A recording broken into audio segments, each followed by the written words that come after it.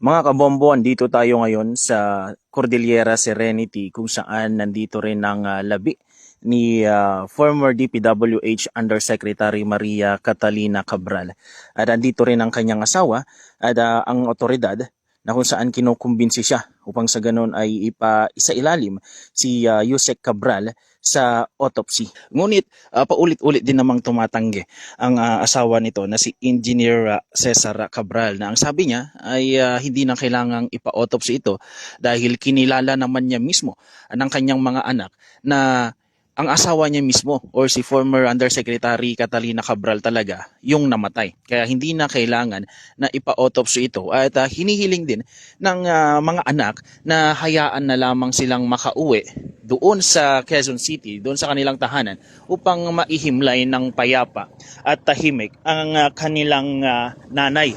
Ngunit ipinaliwanag naman ng mga kapulisan na kailangan talagang isailalim sa autopsy itong bangkay ni former undersecretary dahil malaki ang posible na merong or malaki ang posibilidad na merong foul play sa nangyaring pagkamatay nito. Ngunit yun nga, sabi naman ng kanyang asawa, matagal na nagkasama si Engineer Cesar Cabral at si former Yusek Catalina Cabral.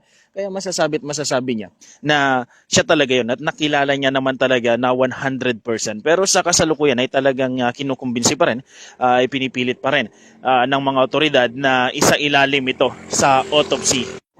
Giit pa ni Mr. Cabral na napakaraming requirements umano ang hinihingi ng mga otoridad upang sa ganun mabigyan sila ng permit to travel or ng permit upang maiuwi na itong bangkay. Sabi niya na wala daw ang doktor, hindi daw mahanap ang doktor na nagsabing or nag-declare na patay na si former Yusek Catalina Cabral. Isa pa yun sa pinag-iinitan ng ulo ng asawa ni former Yusek dahil bakit hindi daw pirmahan agad ito. Mga kabombo, tabayanan pa rin ng mga magiging update sa kasong ito at aalamin natin kung papayag ba ang pamilya ni former DPWH Undersecretary Maria Catalina Cabral na isailalim ito sa autopsy.